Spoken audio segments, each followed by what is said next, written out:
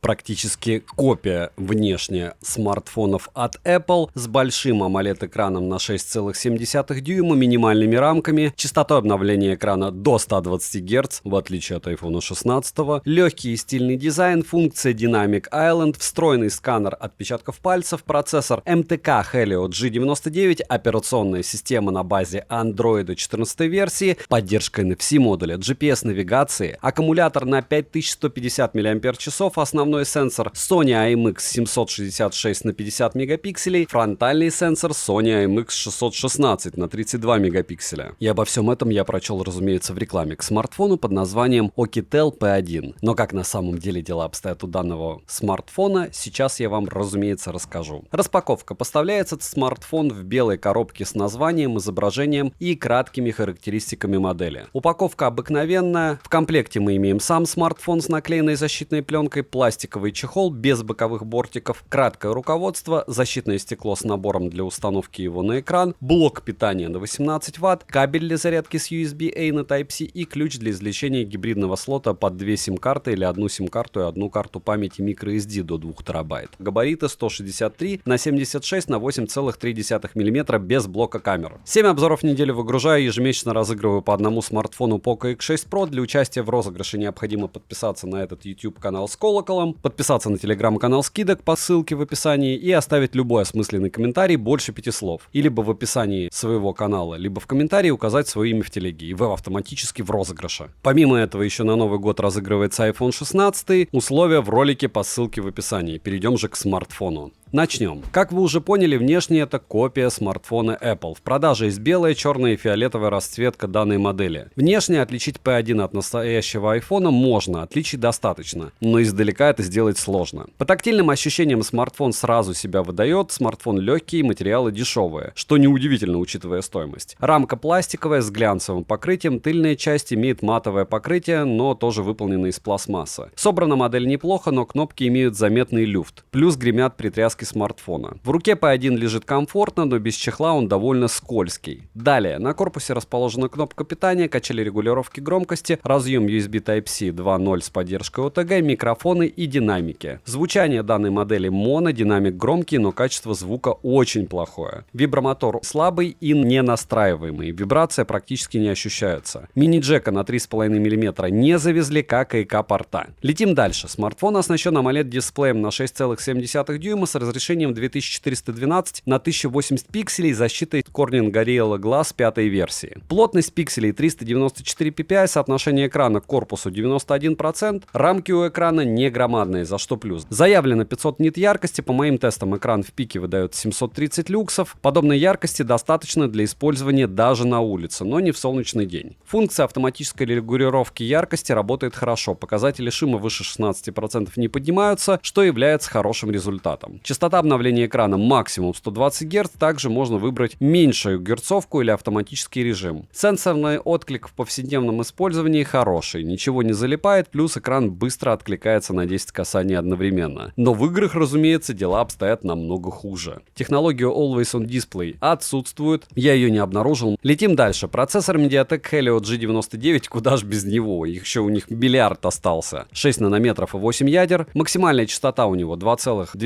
ГГц, графический процессор Mali G57MP2, оперативная память LPDDR4X на 8 ГБ. Также на официальном сайте можно обнаружить конфигурацию с 4 ГБ ОЗУ, но в продаже я ее не встречал. Внутренняя память UFS 2.2, только на 256 ГБ интерфейс на базе Android 14 версии. Русский язык на борту, система работает довольно шустро, и сильных подвисаний лично я не встречал. Но опять же, так дела обстоят, если не загружать смартфон. Удобно, что P1 имеет функцию Dynamic Island, аналог того, что мы имеем в айфонах. Выглядит островок неплохо, в нем отображается различная информация, но настроек для него нет. Система оснащена сканером отпечатков пальцев, внедренного под экран, за что плюс функции распознавания лиц и стандартными способами разблокировки. Завести можно 5 раз один и тот же отпечаток пальца, срабатывает сканер очень плохо, может до 6 промахов быть. Распознавание лица срабатывает куда корректнее, чем сканер отпечатков пальцев, а биометрические данные можно завести до 2 лиц. По связи имеется поддержка Wi-Fi 5 серии, Bluetooth версии 5.2, 4G сетей и ниже. Для 4G сетей все бенды на борту, датчик приближения работает хорошо, проблем с его работой я не встречал. NFC-модуль также в наличии, можно устанавливать MirPay для бесконтактной оплаты. GPS же в данной модели однодиапазонный, с поддержкой от GPS, Galileo и GLONASS. Тест в городских условиях показывает точность до 1 метра, плюс за то, что местоположение определяется быстро. Далее, емкость аккумулятора 5150 мАч, в PC-марке устройство выдало 6 часов 58 минут, почти 7 часов, это неплохо. Заряжается он от 0 до сотки от родного адаптера питания. В среднем за 2 часа 45 минут, что очень медленно. За 1 час просмотра видео на YouTube на максимальной яркости по Wi-Fi уходит 6% заряда. За час в играх в среднем уходит 26%. Играть возможно только в легкие игры. В подобных играх, как в PUBG, заметна просадка FPS, плюс сенсорный отклик с первых же секунд так сильно не радует, что вы вряд ли будете в них играть в общем. Однозначно данная модель не про игры, только если про очень легкие. Перейдем же к тестам. В тротлинг тесте Smart выдает 218 гипсов максимально, 200 гипсов в среднем и 195 гипсов минимально при 100 потоках на 30 минутах. В Geekbench в синглкоре 726, мультикоре 2011, в GPU скоре 1271, 3D Mark в слингшоте показал 3485, Slingshot Extreme 2609, Wildlife Stress Test 1256 с устойчивостью в 99,3%, Wildlife 1244, Wildlife Extreme Stress Test 348 с устойчивостью в 91,7%, Wildlife Extreme 350, Steel Nomad Test 141 с устойчивостью 93,6%, Steel Nomad Lite 135. Vantutu выдал результат в 412 тысяч попугаев, что в принципе не совсем и печально, учитывая его стоимость, и учитывая, что это третий эшелон, и учитывая процессор. Storage тест показал неплохие для этого типа памяти 56 тысяч. Стресс-тест смартфон не проходит, но он не перегревается, возможно из-за программного обеспечения, которое, как вы понимаете, здесь тоже так себе. Основной сенсор Sony IMX766 на 50 мегапикселей с апертурой 1.88, углом обзора 85,5 градуса и разрешением для видеосъемки 2К 30 FPS. 60 FPS недоступны даже на 1080p. Вот так. Далее есть макросенсор на 2 мегапикселя с апертурой 2.4, углом обзора 89 градусов. Плюс есть датчик глубины на 0,3 мегапикселя. Фронтальный же сенсор Sony IMX616 на 32 мегапикселя с апертурой 2.2, углом обзора в 78 градусов, а максимальное разрешение для съемки видео у него 1080p 30 FPS. В целом камеры неплохие, но вау-эффекта от них нет, чего и стоило ожидать. Да и большинство думают, что раз установлены такие сенсоры, то и снимать должен соответственно. Но нет, по итогу наличие сенсоров от Sony никак не меняет того факта, что это бюджетная копия. Детальности мало, стабилизации нет никакой, есть проблемы работы со светом и темными участками. Все как у супербюджетных смартфонов, грубо говоря. С фотографиями дела обстоят точно так же. Короткие примеры видео вы уже видели. Думаю, этого достаточно, чтобы оценить качество видеосъемки. А вот примеры фото вы сейчас увидите. Минусы: медленная зарядка, очень слабый вибро, звук моно, мало яркости, сам экран в целом неплох, но как AMOLED он довольно дешевый. Нет технологии Always On Display, завышенная цена, даже если рассматривать его во время распродажи. По мне, он должен до сотки стоить в зелени. Цену можете посмотреть по ссылке в описании к видео. Не забудьте подписаться на телеграм-канал скидок взаимопомощи и мой личный телеграм-канал по ссылкам в описании. Я недавно еще тестировал Redmi Note 14. Я вам скажу, что, как не ужасно это признавать, они похожи, только у Redmi может быть по чуть-чуть лучше. Резюмирую, Oukitel имеет право на жизнь. В целом он неплох. Потолок стоимости, повторяю, $100 для конфигурации 8256. Разумеется, смартфону не хватает производительности, но если его использовать как звонилку или как второй смартфон для работы, чтобы все думали, что у вас яблоко, к примеру, в мессенджерах или тому подобному, то в целом он нормальный. От меня девайсу максимально скромная на распродажах. Спасибо за просмотр, добра и удачи вам, дорогие друзья.